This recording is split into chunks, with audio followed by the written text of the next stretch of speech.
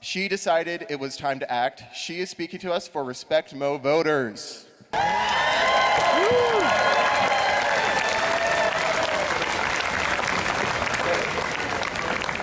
Hello, Columbia! As our introductor said, I'm Julie. I'm a volunteer with Respect Mo voters. So what does respect mean? What does it look like in a democracy? It means respecting the initiatives the majority of the voters in Missouri vote for. It means not overturning what the voters have clearly chosen.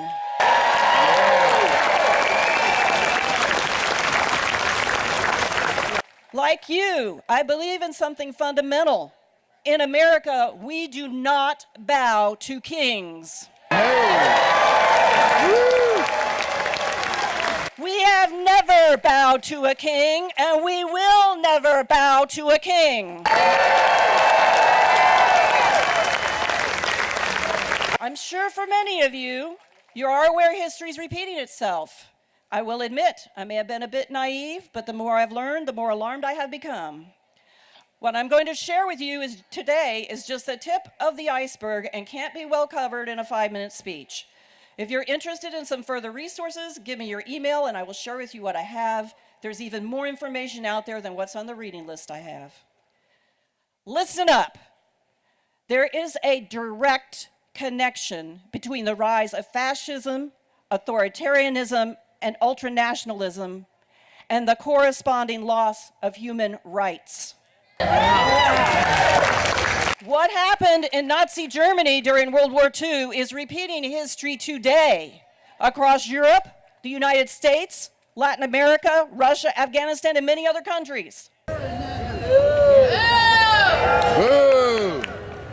Here's a very simplified snippet of how democracies get transformed into authoritarian regimes. I'm going to be saying some hard truths here, but stay with me. We have the upper 1% who control the political power, the financial resources, and the economic system in the country. They want to remain in control at all costs. This includes reducing or eliminating what the 1% shares in the remaining population, i.e. avoiding taxes. The 1% realizes they are vastly outnumbered by the majority, so how do they maintain control? The 1% uses lies to manipulate the majority so they can create division, chaos, and oppression.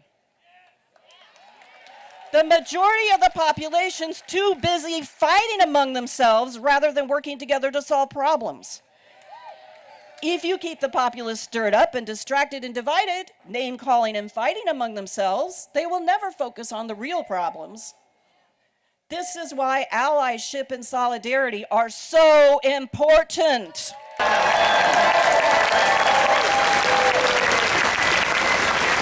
So how do they do this? They manipulate enough people into believing several lies, and here are just a few of them. Lie number 1, the lie of scarcity. When people believe this, it creates panic, distress, and distrust. It breaks down community. There's enough for everyone's basic needs to be met if the resources were equitably distributed. There's enough food, housing, healthcare, childcare if the people with the resources were willing to make it happen. People are manipulated to believe lies in order to keep all the systems of oppression in place. Think about the many lies that are behind classism, racism, sexism, genderism, culturism, homophobia, biphobia, transphobia, and ableism, among a few. Remember, the goal is to create division and chaos. Oppression is kept in place by telling one group they're better than another group, which leads to lie number 2. We're told that the other is dangerous. They're criminals, they're degenerates, they're less than human. For example, currently in our own community, the homeless, mentally ill, and migrants are being scapegoated and labeled as criminals. Some are trying to make homelessness a crime rather than solving the real problem of affordable housing and mental health care.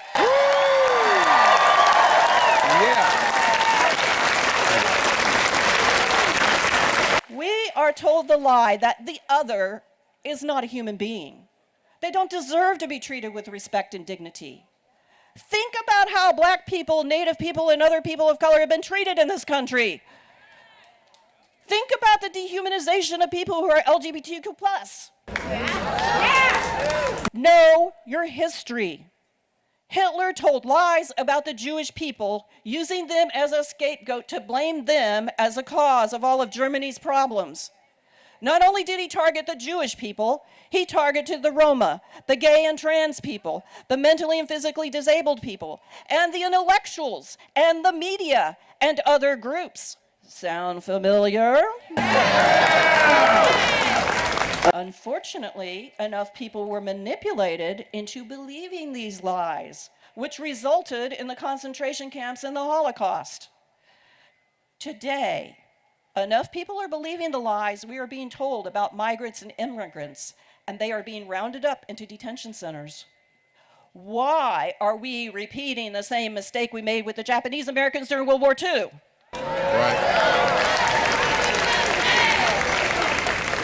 This brings up another lie used about authoritarian regimes, that it's somehow wrong for a person to have the right to choose for their own body what is the best medical care.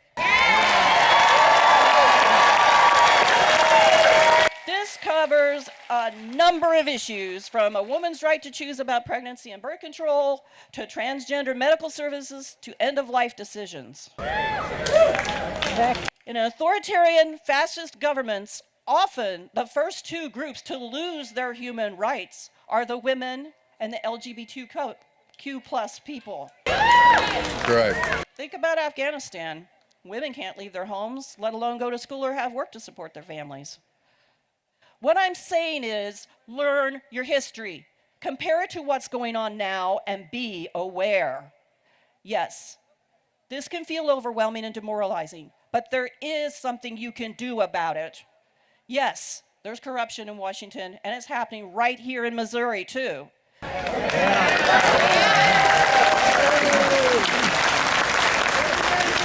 Trump thinks he can ignore the courts, defy the rule of law and our democratic norms. Missouri politicians think they can ignore your votes. We're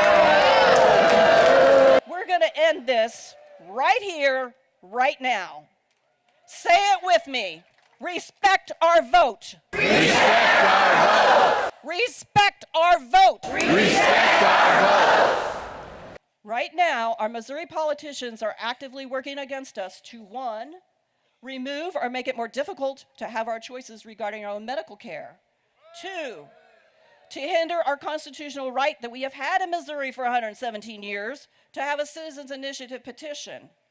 When our, quote, representatives fail us, the citizens initiative is how we, the people, have our say in the laws we live by.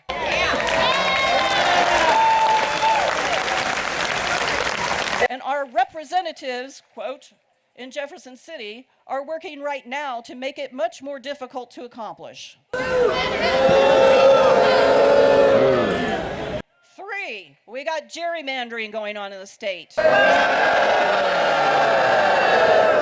The group People Not Politicians can explain more about that. Are we going to let them get away with this? No! Are we going to let them get away with this? No! We will have a say in how we're governed. We will fight back. You have the power. Remember, democracy is not a noun, it's a verb.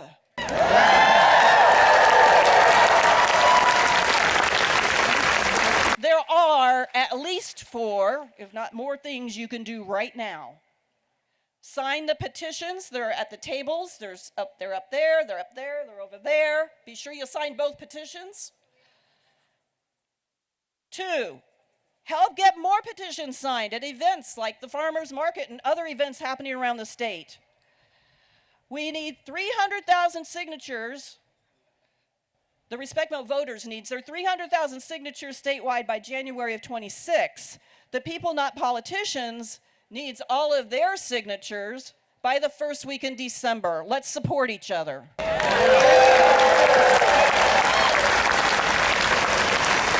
Tomorrow, number 3, tomorrow at 2 p.m.